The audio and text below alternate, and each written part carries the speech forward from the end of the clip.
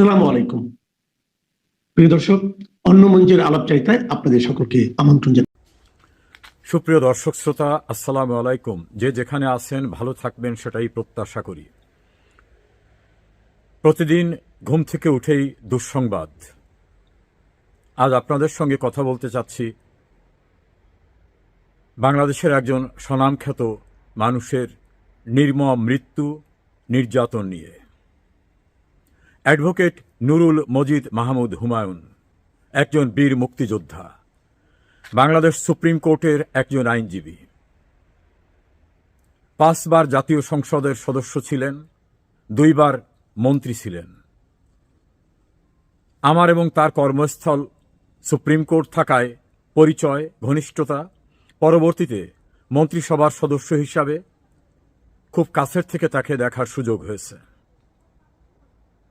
এই মানুষটিকে কারা নির্যাতন, নির্দয় আচরণ এবং চিকিৎসাহীন অবস্থায় মৃত্যুর মুখে যাতে ঢলে পড়ে সেজন্য বর্বরোচিত আচরণ করা হয়েছে তার সঙ্গে।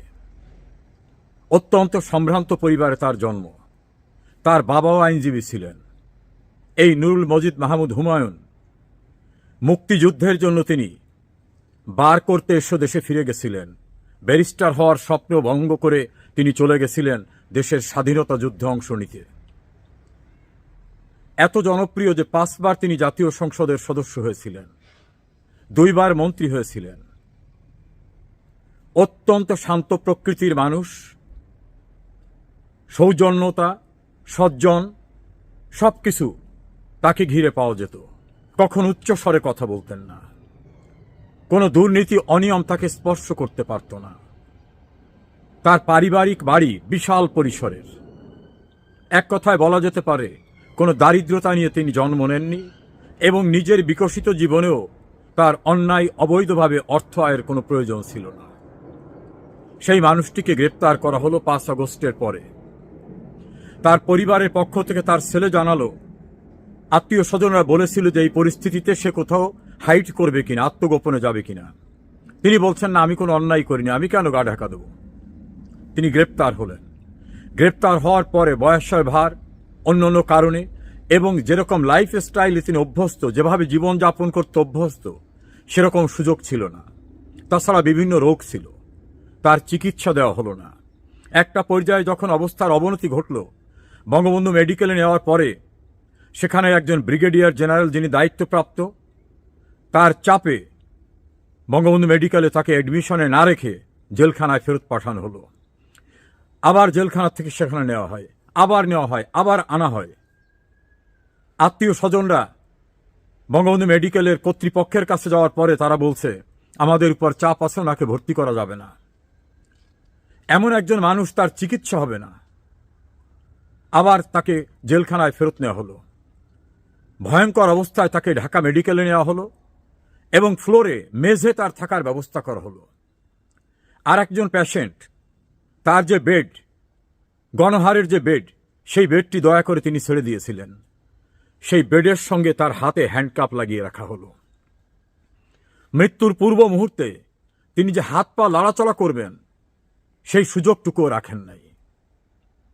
তিনি মারা যাবার পরেও হ্যান্ডকাপ বদ্ধ অবস্থায় তাকে দেখা গেছে। অর্থাৎ মৃত লাশকেও ভয়, মরা দেহকেও ভয়। নুরুল মজিদ মাহমুদ হুমায়ুনের মৃতদেহ পালিয়ে যেতে পারে, শক্তি নিয়ে দাঁড়াতে পারে, এই আতঙ্কে তার হ্যান্ডকাপটি পর্যন্ত খোলা হয়নি। বর্বরতার সেখানেই শেষ হয়নি। তার ধর্মীয় রীতি অনুযায়ী জানাজার জন্য তার এলাকার মানুষ, 2টি উপজেলা নিয়ে তিনি এমপি ছিলেন, একটা উপজেলায় জানাজা করতেই দেওয়া হলো না। আর একটা উপজেলায় জানাজার উদ্দেশ্যে এলাকার মানুষকে অবহিত করতে পরিবারের পক্ষ থেকে মাইকিংয়ের ব্যবস্থা করা হয়েছিল। পুলিশ এবং স্থানীয় প্রশাসন সেই মাইক কেড়ে নিয়েছে এবং পরিবারকে বলেছে ঘরের ভিতরে জানাজা করতে হবে। ভাবতে পারেন, ঘরের ভিতর জানাজা করতে হবে, বাড়ির ভিতর, এবং সর্বোচ্চ 100 মানুষের বেশি হতে পারবে না। 100 মানুষের বেশি জানাজা আসতে পারবে না। মাইকিং বন্ধ করলেও হাজার হাজার লোক এসে গেল, প্রশাসন ভেঙে পড়ল সেখানে। এমনকি সেই জানাজার অনুষ্ঠানে পরিবারের পক্ষ থেকে নুরুল মজিদ মাহমুদ হুমায়ুনের উদ্দেশ্যে তার পক্ষ থেকে মানুষের কাছে ক্ষমা চাওয়া বা যে সামাজিক কিছু কথা থাকে ধর্মীয় প্রথা অনুযায়ী, সেটাও বলতে দেওয়া হলো না। অসুস্থ অবস্থায় তার ছেলে দোয়া চাইবে, সেক্ষেত্রেও তাদের হুমকি দিয়ে বলা হয়েছে যদি ফেসবুকে বা কোথাও দোয়া চায় বা অন্য কোনো কিছু করে তাহলে পরিস্থিতি আরো খারাপ হবে। এভাবে নুরুল মজিদ মাহমুদ হুমায়ুনকে নির্মম, বর্বরচিত এবং বলবো নারকীয়ভাবে হত্যা করে হত্যার পরবর্তীর বীভৎস অধ্যায়ও প্রদর্শন করেছে এই ইউনূস সরকার। এই দেশটা স্বাধীন হয়েছে, সেখানে এই নুরুল মজিদ মাহমুদ হুমায়ুনের ভূমিকা ছিল। তিনি একজন বীর মুক্তিযোদ্ধা, তিনি জনগণের দ্বারা 5 বার নির্বাচিত এমপি, 2 বার মন্ত্রী, তিনি সুপ্রিম কোর্টের একজন আইনজীবী। তার বিরুদ্ধে সুনির্দিষ্ট কোনো অভিযোগ না থাকা সত্ত্বেও তাকে কোর্ট জামিন দেয়নি, কারণ কোর্ট তো এখন আজ্ঞাবহ কোর্টে পরিণত হয়েছে। সুপ্রিম কোর্টের আইনজীবী ছিলেন, অথচ সেই সুপ্রিম কোর্ট তাকে জামিন দিলেন না। এই নির্মমতা এবং বর্বরতার দ্বারা একটি জিনিস স্পষ্ট হয়েছে, যেসব সুশীলরা আওয়ামী লীগের সমালোচনা করতে এই ইউনূস এবং ইউনূস বাহিনীকে স্বাগত জানিয়েছিলেন, তারা এখন নিশ্চয়ই দেখছেন ইউনূস নামক এই মানুষটি কতটা বর্বর, এই মানুষটি কতটা নিষ্ঠুর, কতটা নির্মম। এই মানুষের হাতে দেশের মানুষের, সম্ভ্রান্ত মানুষের জীবন আর নিরাপদ নয়। এমনকি ধর্মীয় আনুষ্ঠানিকতা করতে এই মানুষটি দেয় না। কত লাশ নেবে? এ পর্যন্ত কয়েক হাজার মানুষ বিচার বহির্ভূত হত্যাকাণ্ডের শিকার হয়েছে। মবের সংস্কৃতিতে তাদের মেরে ফেলা হয়েছে। আমাদের কাছে তথ্য অনুযায়ী প্রায় 21 জন মানুষকে কারাগারে মেরে ফেলা হয়েছে। মারার পরে তাদের পোস্টমর্টেম করতে দেওয়া হয়নি, ময়না তদন্ত করতে দেওয়া হয়নি, কারণ তাহলে ধরা পড়ে যাবে যে কি নির্যাতনের মাধ্যমে তাদেরকে মেরে ফেলে বলা হচ্ছে হার্ট অ্যাটাক হয়েছে বা অন্যভাবে মারা গেছে। এক বগুড়ায় 5 জনকে মেরে ফেলা হয়েছে জেলখানায়। এর প্রতিটি হত্যাকাণ্ডের বিচার হবে ইনশাআল্লাহ। একটি হত্যাকাণ্ড বিচার বহির্ভূতভাবে যাবে না। ইউনূস যেমন তার খুনিদের রক্ষা করার জন্য ইনডেমনিটি নোটিশ দিয়েছে, এই নির্বোধ জানে না ইনডেমনিটি দিয়ে কোনো অপরাধের দায় মুক্তি হয় না। যারা অপরাধ করেছে, যারা সংবিধান ভঙ্গ করেছে, আইন ভঙ্গ করেছে, মানুষ খুন করেছে, সহিংসতা করেছে, দেশের সম্পদ নষ্ট করেছে, গণতান্ত্রিক প্রক্রিয়াকে ব্যাহত করেছে, আজ হোক কাল হোক এর বিচার হবে। কেউ পরিত্রাণ পাবেন না, পালাবারও সুযোগ পাবেন না। নুরুল মজিদ মাহমুদ হুমায়ুনের মতো অনেককেই নির্মমভাবে মেরে ফেলা হচ্ছে, এমনকি হেফাজতে, কাস্টডিতে, জেলখানায় নেওয়ার পরেও। রাস্তাঘাটে তো কেউ নিরাপদই নেই। সেখানে তো এখন সবাই বলছে স্বাভাবিক মৃত্যুর গ্যারান্টিও নাই দেশে। প্রিয় দেশবাসী, এই ঘাতক, এই নিষ্ঠুর, এই পাষণ্ড, অবৈধ ক্ষমতা দখলকারী, নির্যাতনকারী, এদের থেকে যাতে দেশ আর ধ্বংস না হয়, আমাদের ঘুরে দাঁড়াবার এখন উপযুক্ত সময়। শেখ হাসিনা কোনো অপরাধীকে প্রশ্রয় দিতেন না। বিচারহীনতার সংস্কৃতি তিনি দূর করেছিলেন। যারা খুন করে বলতো আমাদের কেউ কিছু করতে পারবে না, তাদের দাম্ভিকতা চূর্ণ করেছিলেন। আজ বাংলাদেশটা ধ্বংসের শেষ প্রান্তে, আমাদের ঘুরে দাঁড়াতেই হবে। আবার শেখ হাসিনার নেতৃত্বে উন্নয়নের অগ্রযাত্রা, আইনের শাসন এবং মানুষের কল্যাণে প্রয়োজনীয় সব পদক্ষেপ নিতে হবে। প্রস্তুত হন, সেদিন খুব দূরে না। আল্লাহ আমাদের সহায় হন। Scale up surveillance along India Bangladesh international maritime boundary line, মানে ওই যাই বললাম 200 নটিক্যাল মাইল দূরের সমস্ত সমুদ্র সীমায় সমস্ত বন্ধ করে দেওয়া হচ্ছে। এটা কেন? এটা যদি আপনারা বলেন যে বাংলাদেশের উপর আক্রমণ, তা আমি বলবো যে আমি জানি না, কারণ বৈশ্বিক পরিস্থিতি যা খারাপ তাতে কিন্তু কোনোভাবেই কিছু বলা যাচ্ছে না। আবার ইন্ডিয়ান এক্সপ্রেস বলছে India titan security along border after Intel warns of terror threat. এই যে গত পরশুদিন আপনাদের জামাতের একজন আমির বললেন না 50 লক্ষ আমরা এই নিয়ে জেহাদি নিয়ে আমরা গজবায়ে হিন্দ করবো। ওই গজবায়ে হিন্দ স্বপ্ন দেখতে দেখতে পাকিস্তান 74 বছরে শেষ হয়ে গেল। এখন নতুন করে গজবায়ে হিন্দের ভূত চেপেছে হচ্ছে বাংলাদেশের এই জেহাদিদের ওপরে। তা ওরা তো গোল্লা হয়ে গেছে, এবার আপনারাও গোল্লা হয়ে যাওয়ার জন্য আপনারা রেডি হচ্ছেন। তো আমি একটা ভিডিও তো অনেকদিন আগে বলেছিলাম যে বাংলাদেশ হয়ে যাবে আন্তর্জাতিক খেলার মাঠ, এবং কিছুদিন আগে আমি বলেছিলাম যে একটা ক্লাউড বাস্টিং হবে, মানে মেঘ ভাঙা বৃষ্টি হবে বাংলাদেশের ওপরে। আমি বলেছিলাম পরে আমি বলবো, খবরটা একটু পাকবো। এবার আমি আপনাদের একটা ভিডিও দেখাই, সেই ভিডিওটা দেখার পর তারপরে আমি আপনাদের সঙ্গে কথা বলতে আসছি। Russia overnight launching a massive drone strike on Kyiv. This after Ukrainian President Zelensky announced a $90 billion arms agreement with the U.S. as President Trump appeared to reverse his position on Ukraine's chances of turning the tide in this 3.5-year war. For the latest, let's bring in Special Envoy for Ukraine, General Keith Kellogg. General, thank you for joining us this morning. I want to go first to the president's post on Truth Social. It really stunned the world. He said, with time, patience, financial support of Europe, and in particular NATO, the original borders from where this war started, very much an option. Why not? Ukraine would be able to take back their country in its original form, and who knows, maybe even go further than that. That last line, maybe go further than that. Are we talking about long-range strikes into Russia soon? Yeah, first of all, Jackie, thanks for having me. Congratulations on the new program. It's really great. Look, one predicate before we start.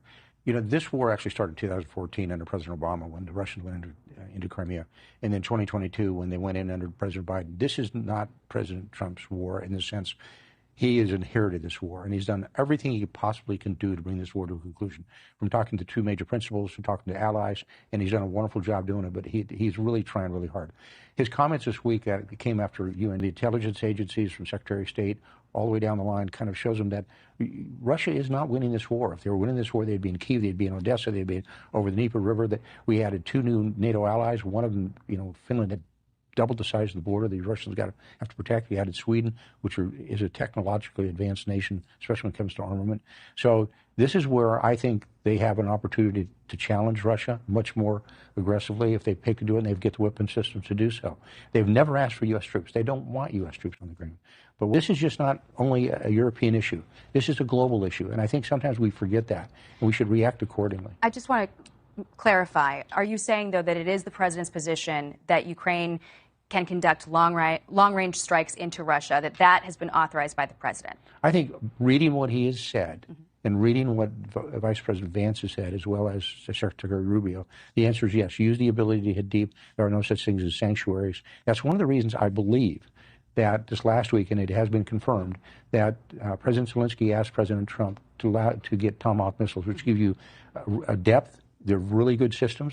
America makes the best systems in the world. Are we giving him the Tomahawks? Well, that decision has not been made, but he's asked. I know that President Zelensky did, in fact, ask for them, which was confirmed by a social media post by Vice President Vance. That's going to be up to the president to do it. Okay. General Keith Kellogg, thank you very much for your time. Always a pleasure talking to you. Fox টেলিভিশনের এই ভিডিওটা দেখলেন। ব্যাপারটা হচ্ছে এই যে $20 billion, $20 billion US, সেটা হচ্ছে মানে 365 বিলিয়ন মার্কিন ডলার জমা আছে আমেরিকার বিভিন্ন ব্যাংকে রাশিয়ার। এখন ন্যাটোর কাছে অর্থ নেই, ইউরোপিয়ান ইউনিয়নের কাছে অর্থ নেই। ট্রাম্প বলছে আমি খরচা করব না। তাহলে টাকা আসবে কোত্থেকে? টাকা আসবে ওই যে রাশিয়ার যে অর্থটা রয়েছে তার থেকে আপাতত 20 বিলিয়ন, মানে বাজেয়াপ্ত টাকার থেকে 20 বিলিয়ন রুপি এই ডলার আপাতত ন্যাটোকে দাও। ন্যাটো সেইখান থেকে মালপত্র কিনে, মানে অস্ত্রশস্ত্র কিনে রাশিয়ার উপরেতে আক্রমণটা চালাবে। এখন রাশিয়া কি মেনে নেবে সেটা? রাশিয়া যদি আপনার থেকে পয়সা নিয়ে যদি আপনাকেই মারতে আসে, তাহলে কি আপনার মেনে নেবে?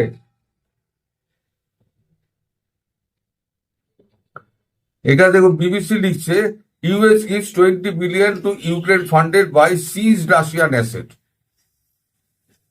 মানে যা অ্যাসেট ছিল তার থেকে 20 বিলিয়ন তারা দিচ্ছে।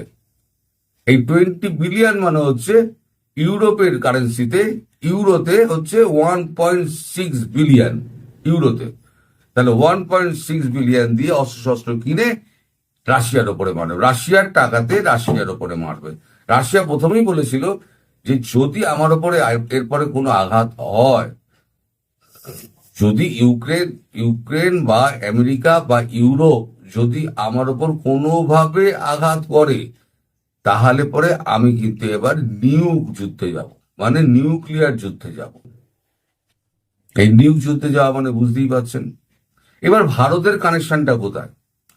ভারতের কানেকশন হচ্ছে 1971-এ যখন ভারত যখন দুর্বল ছিল, বাংলাদেশের সঙ্গে যখন পাকিস্তানের সঙ্গে যখন যুদ্ধ হলো, বাংলাদেশ তখন সৃষ্টি হলো, সেই সময়তে আমেরিকা আমাদের বিরুদ্ধে দাঁড়িয়েছিল, পাকিস্তানের পক্ষে দাঁড়িয়েছিল। আপনারা জানেন, অনেকে ইতিহাস অস্বীকার করেন, কিন্তু তারাও জানেন। তখন কিন্তু সোভিয়েত ইউনিয়ন কিন্তু আমাদের আজকের রাশিয়া, তৎকালীন সোভিয়েত ইউনিয়ন কিন্তু আমাদের পাশে দাঁড়িয়েছিল এবং আমেরিকার ফ্লিটকে সমস্ত ফেরত যেতে হয়েছিল, রাশিয়ান ফ্লিটের ওই সমস্ত নিউক্লিয়ার ফ্লিট থেকে। তো এখন ভারতকে তার প্রতিদান দিতে হবে, সুতরাং ভারত গিয়ে রাশিয়ার পাশে দাঁড়াতেই হবে। এবার চায়না চাপের মধ্যে রয়েছে। চায়না ভাববে আমি যদি এই মুহূর্তে যদি আমি নিজে আলাদা হয়ে যাই, মানে সেফ থাকার চেষ্টা করি, তাহলে ভবিষ্যতে এই আমার ডাইনে বাঁয়ে দুটো রাষ্ট্র আছে, এই দুটো রাষ্ট্র কিন্তু আমাকে ফেলে দেবে। সুতরাং বাধ্য হয়ে বা ইচ্ছা করে হলো অনিচ্ছাকৃত হলো বা চায়নাকে এই যুদ্ধে যোগ দিতে হবে। তাহলে কি হলো, এইখানে সাউথ ইস্ট এশিয়ার 3টে কান্ট্রি ঢুকে গেল, 3টে কান্ট্রি এর মধ্যে যুদ্ধের মধ্যে ঢুকে গেল। এর মধ্যে কি হয়েছে, এর মধ্যে পাকিস্তানে আবার পিওজেকেতে পাকিস্তান অকুপায়েড জম্মু অ্যান্ড কাশ্মীর আমরা যেটা বলি, সেখানে স্বাধীনতার দাবিতে এবং ভারতের সঙ্গে মেলার দাবিতে তাদের বিক্ষোভ শুরু হয়েছে। পুলিশের গুলিতে একেবারে বহু মারা গিয়েছে, এই খবর আমরা পাচ্ছি। ইন্ডিয়া ওয়ার জোন একটা আমাদেরকে জানিয়েছে এটা। ফলে এবার কি হলো, পাকিস্তানকে দিয়ে ভারতকে অস্থির করবে, বাংলাদেশকে দিয়ে ভারত অস্থির করবে কে? করবে আমেরিকা। তার জবাব পাল্টা দেবে কে? জবাব দেবে হচ্ছে রাশিয়া, চায়না এবং ভারত মারবে দুদিকে, এদিকে হচ্ছে পাকিস্তান, এদিকে মারবে বাংলাদেশ। এই জন্য বলছি আপনারা শুধু ভাবুন যে ক্লাউড বাস্টিং কেন আমি বলেছিলাম। শুধু এরা মারবে না, এবার নিজেদের স্বার্থ সুরক্ষিত করার জন্য 2-4টে মিসাইল কিন্তু রাশিয়া আর চীনও মেরে দেবে, কিন্তু নিজেদের অর্থ ওখানে নিবেশ সুরক্ষিত করার জন্য তারাও মারবে। সুতরাং যেটা ভালোই হতো সেটা ভালোই শেষ হবে না। এই যুদ্ধ যদি একবার শুরু হয়, আমেরিকা কিন্তু সাইড কেটে বেরিয়ে যাবে। এগিয়ে দিচ্ছে কাকে? এগিয়ে দিচ্ছে ইউরোপিয়ান কান্ট্রিকে আর ন্যাটোকে। ন্যাটো তো যুদ্ধ করে না, কোথাও লাস্ট আমি যুদ্ধ করতে দেখিনি ন্যাটোকে। আর আমেরিকা যেখানে একা গিয়েছে সেখানে মার খেয়ে চলে আসছে। লাস্ট হচ্ছে গিয়ে আপনার আফগানিস্তান, ল্যাজ গুটিয়ে চলে আসতে হয়েছে। ফলে আমেরিকা এর মধ্যে ডিরেক্টলি যাবে না, আমেরিকার নোংরা কাজগুলো পাকিস্তানকে দিয়ে করাবে, বাংলাদেশকে দিয়ে করাবে। তো যাই হোক, এখন যুদ্ধ যদি শুরু হয়, তাহলে কার ঘাড়ে কোনটা গিয়ে পড়বে এটা বলা কিন্তু মুশকিল। এখন আপনাদের একটা জিনিস আমি বলি, সেটা হচ্ছে যে কিছুদিন আগে, এই 4-5 দিন আগে, এটা কখনো প্রকাশ পায়নি, আমি আপনাদের বলি, আমাদের 5টা আমাদের পাঁচটা ড্রোন আমাদের পুরো বাংলাদেশের আকাশ সীমায় 3 দিন ধরে সারা রাত্রি ঘুরে ছবি তুলে ফিরে এসছে। আপনাদের রেডার সিস্টেম ধরতে পারেনি, কেউ ধরতে পারেন আপনাদের রেডার সিস্টেম। আপনাদের প্রতিরক্ষা ব্যবস্থা বলে কিচ্ছু নেই। আপনারা শুধু ওই যে মাঝে কাগজে বাঘের মধ্যে চেঁচান না, সেই কাগজে বাঘের মধ্যে চেঁচানো বন্ধ করুন। আপনারা কি বিপদের মধ্যে কি আগ্নেয়গিরির উপরে বসে আছেন সেটা ভাবুন। আপনারা আওয়ামী লীগ আর জামাতি, তারপর ইসলামী অমুক এই সমস্ত করে লাভ নেই।